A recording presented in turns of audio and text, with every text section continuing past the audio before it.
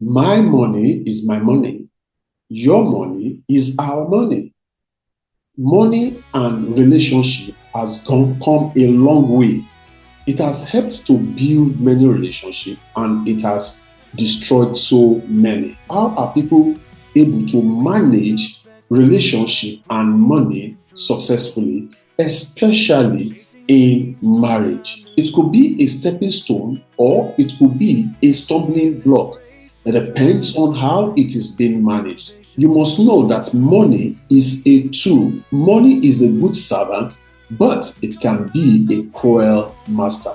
How do you manage this money so that it's a servant in your relationship and not a master in your relationship? Join me on the other side as we look at this very important topic, money and marriage.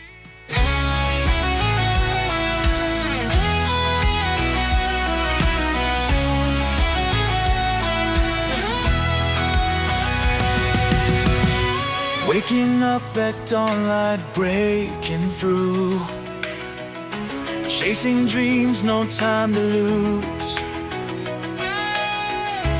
In this race we strive and grind, motivation fuels the mind.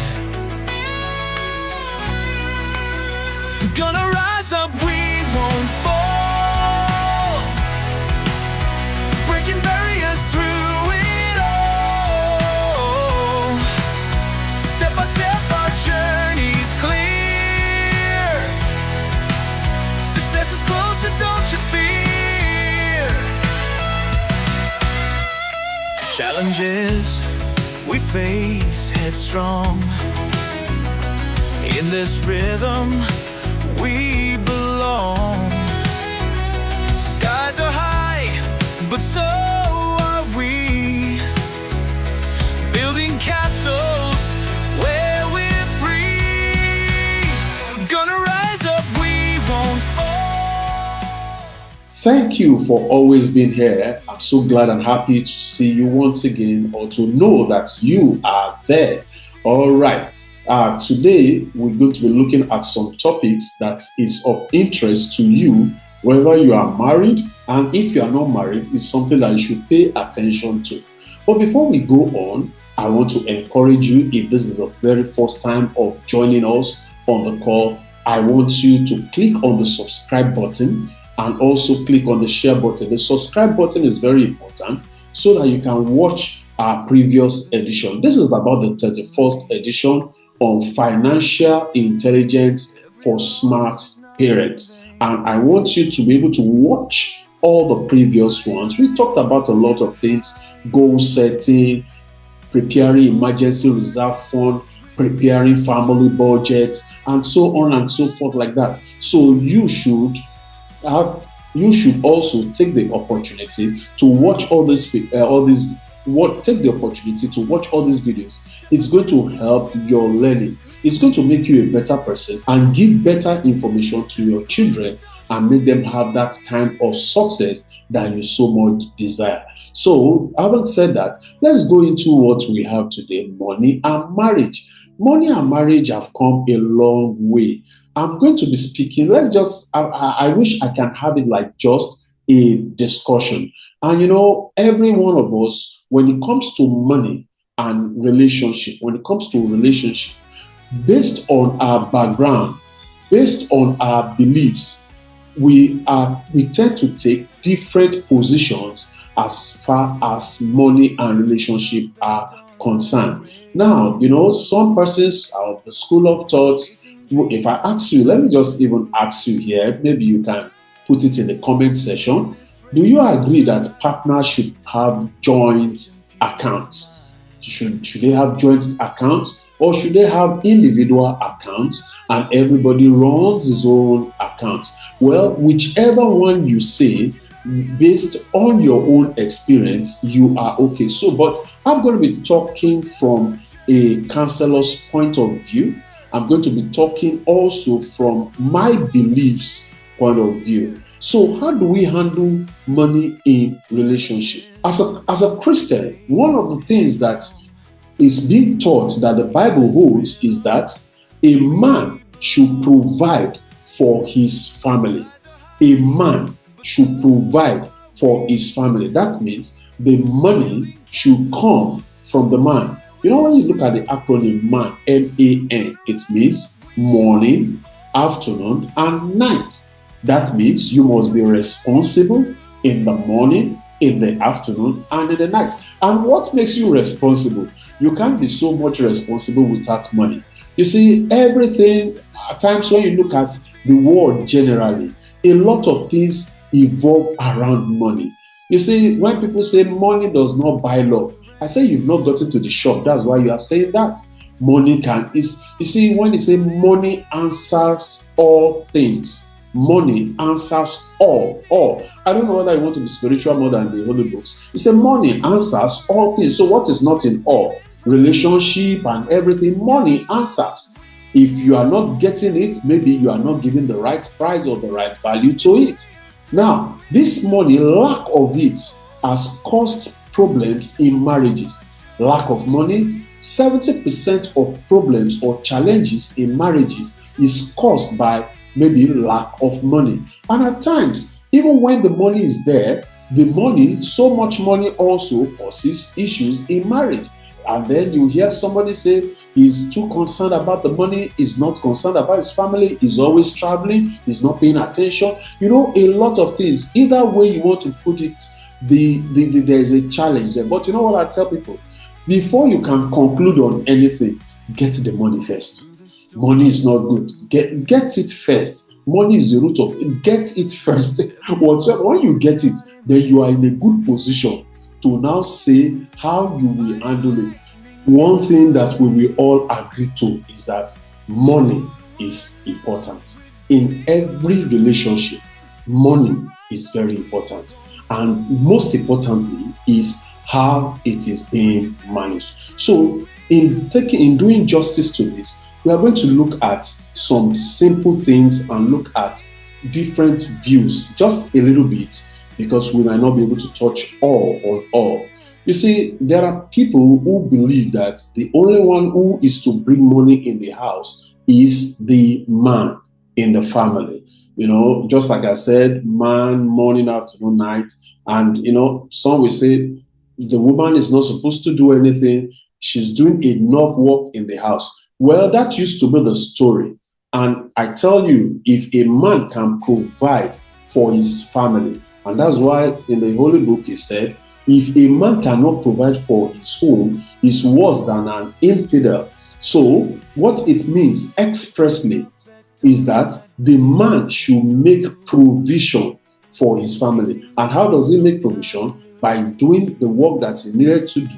When God created man, he gave Adam the job. He told Adam to tend the garden. He never gave Eve. But you know, when you look at the current economy and things that are going on around us, the women are becoming more active as income generators in the family. You know, I always say something that if there's a breadwinner, you know, they say the man is a breadwinner. If there's a breadwinner, there must be a bread eater. But now, both are now winning the bread. Since both are now winning the bread together, then we will look at how do we eat it and eat it effectively and use it to bond our relationship more. So it's a very, very crucial topic that you must pay attention to, and without prejudice, you should look at what can I take from this. I might not be able to address it the way it is with your thinking, with your upbringing, with your cultural beliefs and a lot of things. They might not go in the same line, but I'm going to be giving you a kind of broad general principle and things that will help you to think along this line in the right way. So what you have to look at is this, and one thing we must all understand is this: we all have different money habits, and because we have different money habits, it could lead to misunderstanding between the husband and the wife. So, and then the lifestyle that we have chosen to live also as a couple will also determine how we handle money. You know, at a point in time in my life, I always believed that the man should make enough money and the woman does not need to do any work. But Growing up, at least having been some years also in marriage, I began to understand that it is kind of inconsiderate for a man, no matter how wealthy you are, to say that the woman should not do any work because you are making all the provision. So we see a lot of women that have graduates that are highly skilled, they just stay home as housewives. Now, one major reason why, in my opinion, it's a very risky thing to do is that you never can tell. Anything can happen. We all pray for long life, but what if something happens along the line and the man passes on, which is a case that I've seen in many situations where the man passes on, the woman has no work that she's doing. She's now dependent on the relations. She's now dependent on what is left over if it is not even taken away from her in the first place. So it is always good that one of the things that couples must agree as they get into marriage is that the two of us should bring in income. Now, whose income matters now depends on which kind of business and what you are actually doing. Sometimes the man started well with good income. Along the line, life happens. He could lose his job, and then it's the wife that now has good income. So that is why from the beginning, or it doesn't matter where you are currently in your relationship, you must be able to sit down and agree on money matters. But you know one thing, many persons don't discuss it. We don't sit down we discuss every other thing. The only thing is that we don't discuss money issue. And you should know that financial alignment in marriages leads to a stronger and happier marriage. So, having taken that, let's look at, I want to ask you a simple question. What was your first experience with money as a child? When you were a child, what was your own first experience? Your experience with money as a child, growing up, will influence your beliefs and how you handle money. How has it shaped your financial habits today? The things you experienced when you were growing, how has it shaped your financial habit today? I want you to sit down and really look at it. It's something that you can sit with your spouse and discuss it now. Just after this, hearing this, and of course, I will encourage. It's good that the two of you, a husband and a wife, or you are planning to get married together, you need to listen to this together. It's going to help you. It's going to be like financial advice going into your marriage. All right. So the couple, husband and wife, sit down and share with yourself your first money experience as a child and how it has influenced you. Why do you behave the way you behave when as far as money is concerned? Now, having that understanding, there are things you are going to discover. In this area, you are going to discover about 5 categories of persons. Now, number 1, you have the one that is what we call the saver. This is someone who loves to budget, does not like spending everything. I didn't plan for that. Please, I can't spend that now. I did plan for it. That is the saver.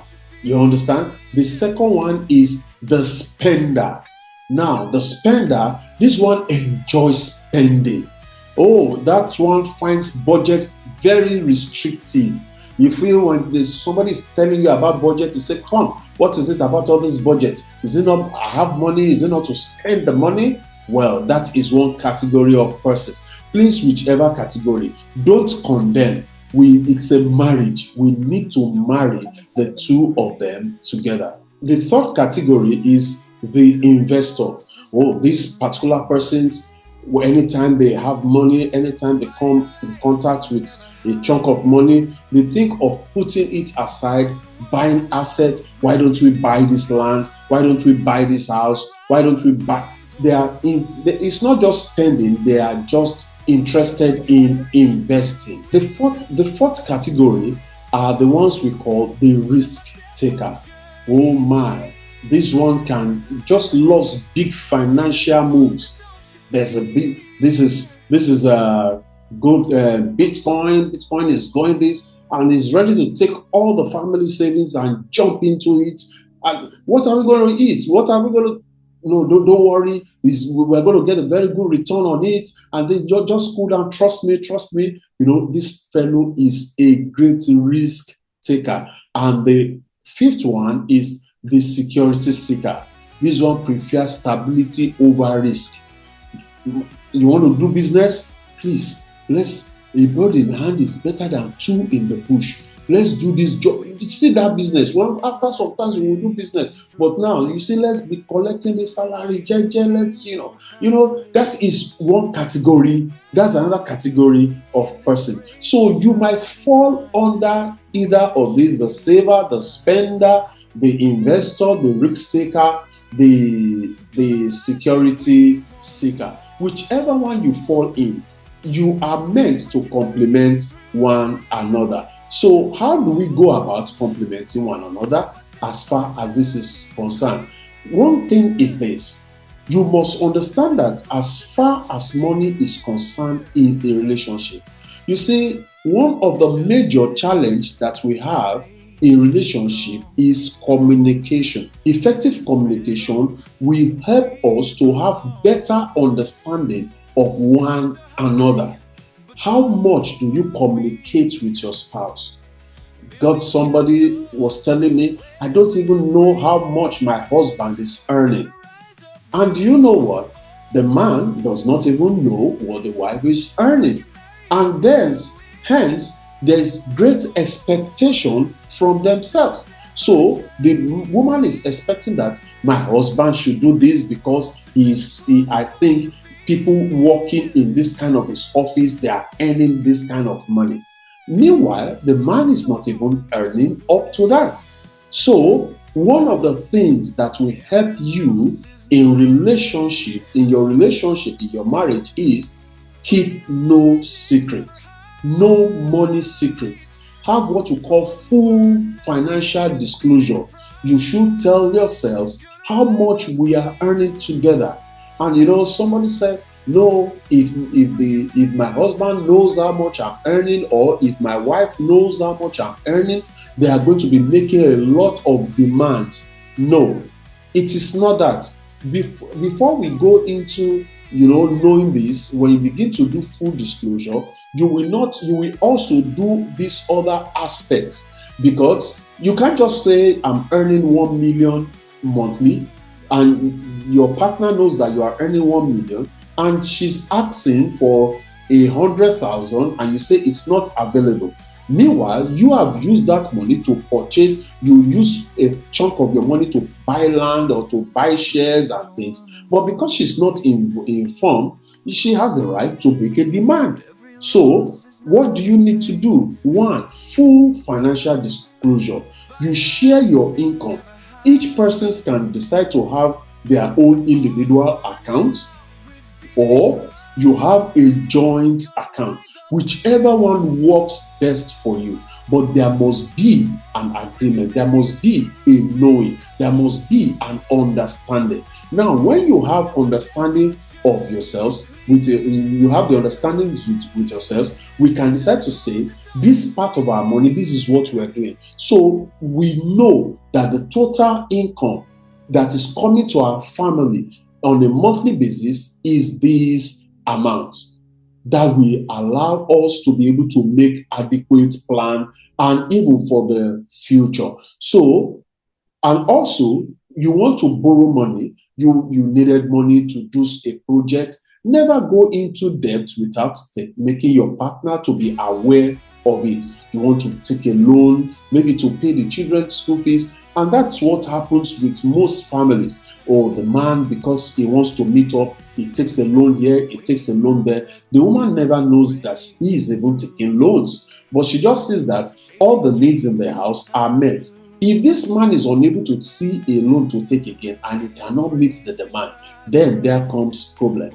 So it is good that from the onset, you can sit down at the table and share this. These are the things. We are going to buy a land. If we want to acquire assets as a family, let us know. Let us work and plan it together. Don't do secret buying behind the other one. I want to surprise him. I want to surprise her. Well, at times it's good, but most of the time it's boomerangs. What if? What if?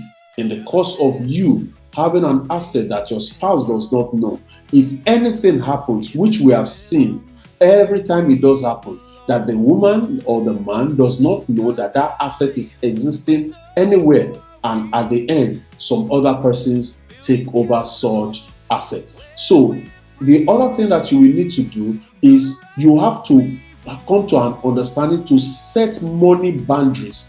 No major decision without mutual agreement. No major financial decision without mutual agreement. We want to buy a car. We have to have an agreement on it. We have to agree to it that this is what we want to do. I tell you, all these simple things, they might sound simple, but it will help you a great deal as far as your marriage is concerned. And also, finally, create a money communication habit. Every week, every month, you want to check in on yourself. Fine, I'm not saying you don't buy a part of your income. We have talked about the 50-30 budget rule. We are still going to touch part of it again on this, but then you want to check your financial goals. Are you meeting it? How are we up to date on this? And you see yourself like having one purse. It might be in different accounts, but you see yourself having one purse. In some marriages, just like that, the woman is just taking care of the food and maybe taking care of some things in the house. The man is taking care of this. And there's a kind of understanding that just flows between them. That is one. Another is they put all the funds together and then allocate resources as the case may be. Whichever one works for you, the important thing is let there be proper communication. There should be proper and adequate communication. So talking about proper communication, by the time the husband and wife, when you know what you are earning, it will give you the opportunity to divide your income according to the budget rule that I mentioned earlier. Remember, we talked about the use of the 50-30-20 rule, where we say 50% of your income goes to your needs. And what are the needs? Your rent, your bills, your groceries, and everything. Those are those monies that you must pay. Those expenses that are compulsory. While we say 30% goes to your wants. Your wants are your leisure, entertainment, just spoiling yourself, eating out and things. 30% goes into that. And then 20% goes into your savings and investment. And I want to tell you, ladies and gentlemen, even in these days, a lot of people are even shifting it, reducing the wants and increasing the savings and the investment aspect. As a couple, you must practice saving. I think I showed us a monthly family budget plan. How would you do a monthly family budget if you don't come to a good understanding and know where the monies are coming in from? You see, on the budget, I think I'm still going to leave a link. I'm going to leave the link to this budget template so that you can also download and use in your family. You see, we talk about income one. Income one can be the man's income. Income two, the wife's income, if she is working, and if she's not working, great. Any other income, extra income, you put it there so you will know that this is the total that is coming in as a family. And then you have the expenses, you have your housing, you have your transportation, you have the insurance and every other aspect of the expenses that you have to incur. Now, with this budget template, you'll be able to have a good grasp. Husband and wife have good understanding on the family finances. You know where your money is going to.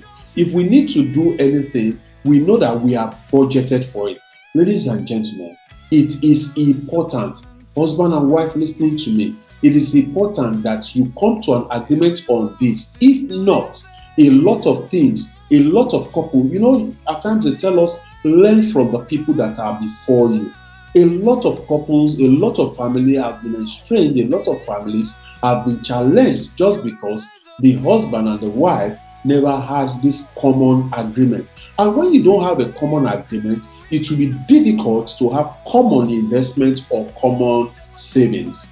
It will be challenging. And these are the things that will take care of you even going into the future. When you get to that point when each person cannot hide anything from his or her spouse anymore, then what you have done together is what will be speaking for you. All right, if you are getting me, I just want you to put it in the comment box. I am getting you. Just type it. I am getting you.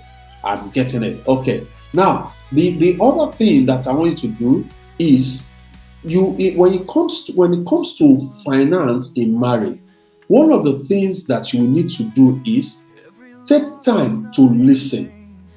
Then, before you react, take time. A lot of us, because mind you, we all have different money backgrounds. So I want to listen to my spouse to see where she's coming from. She needs this item. It's not that, no, it's not possible, we can't afford it. No. Can we listen? Why do you need it? Is it important as this time? There should be a kind of understanding. So avoid money fights. As much as possible, avoid money fights. Always find middle ground. Compromise. Well, you might have to compromise on your goals. You have your goals, and that is, you see, when we say come together as a family to set goals together. So if I'm going to be doing something, how much are we going to be setting for this goal? What is our goal? We want to set our retirement plan. We want to set our investments for the future. You have that agreement already. This is how much on monthly basis, based on what we are earning, that we'll be pushing aside. How much are we going to be giving to our relatives, our brothers, our siblings, and things? In what area are we getting involved with them? How much are we going to be using to help them? How much are we sending to our parents and things? You have budgeted these things. So you are speaking the same language.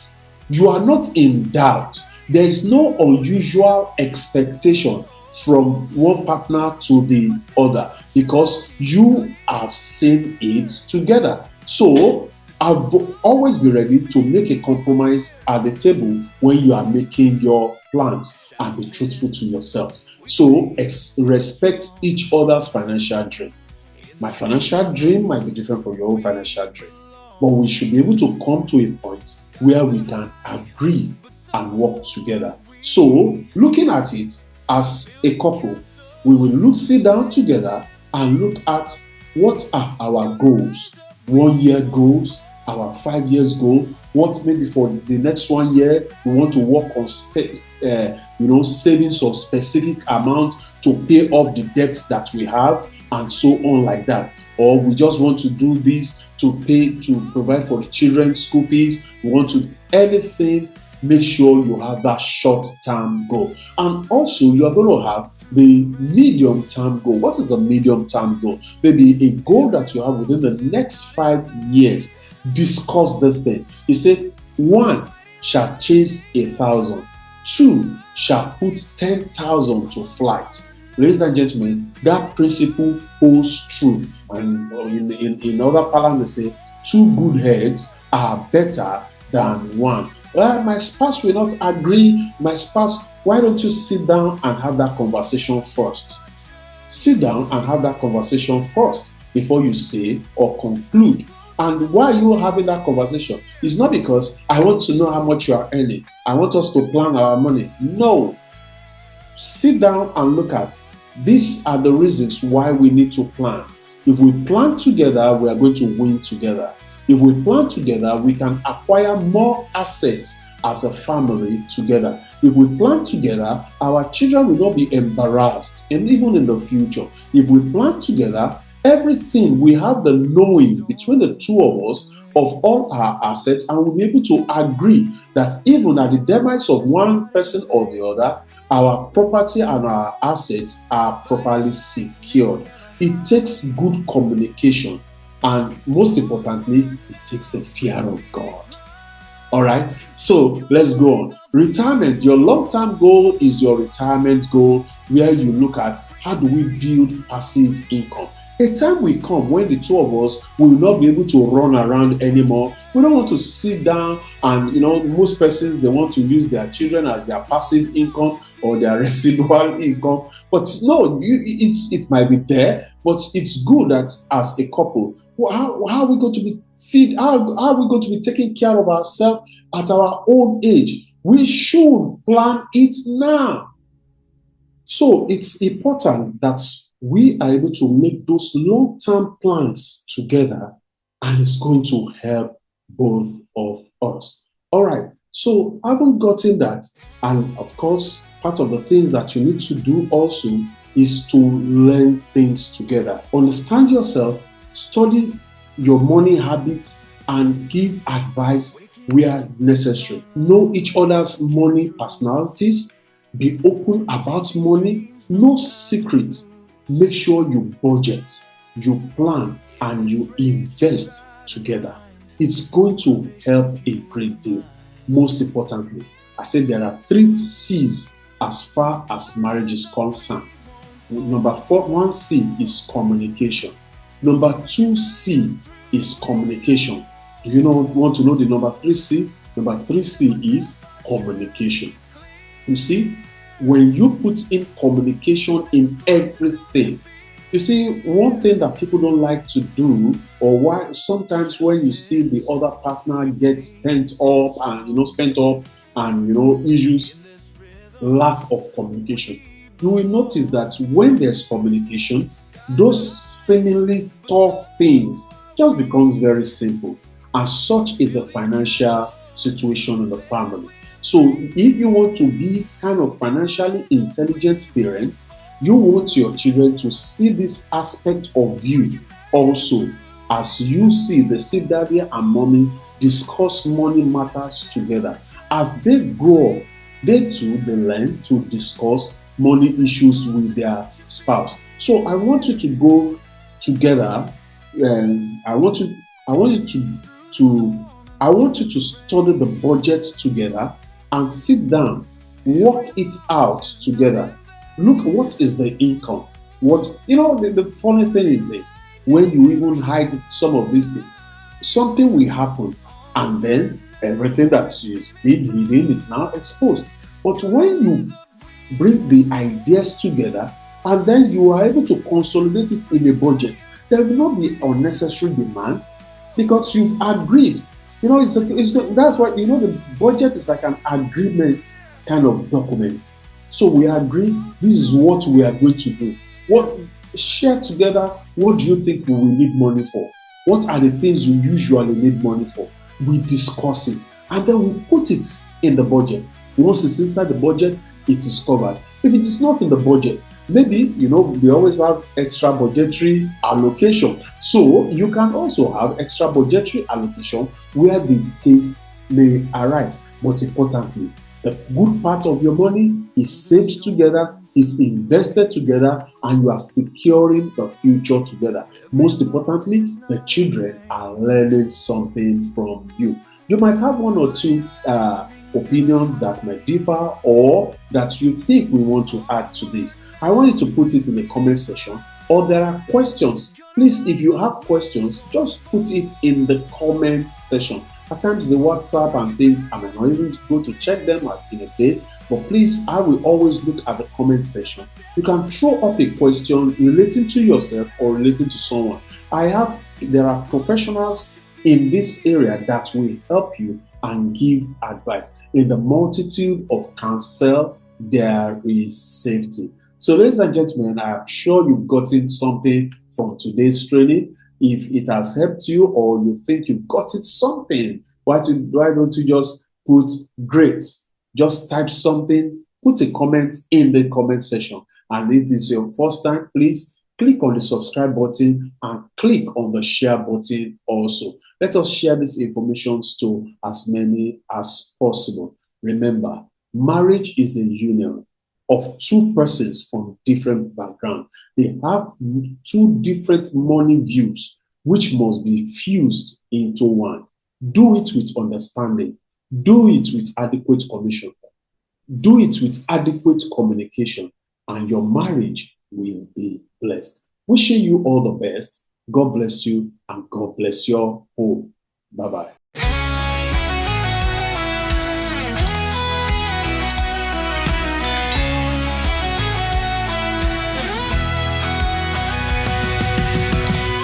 Waking up at dawn, light breaking through, chasing dreams, no time to lose. In this race we strive and grind, motivation fuels the mind. Gonna rise up, we won't fall, breaking barriers through it all. Step by step our journey's clear, success is closer, don't you fear.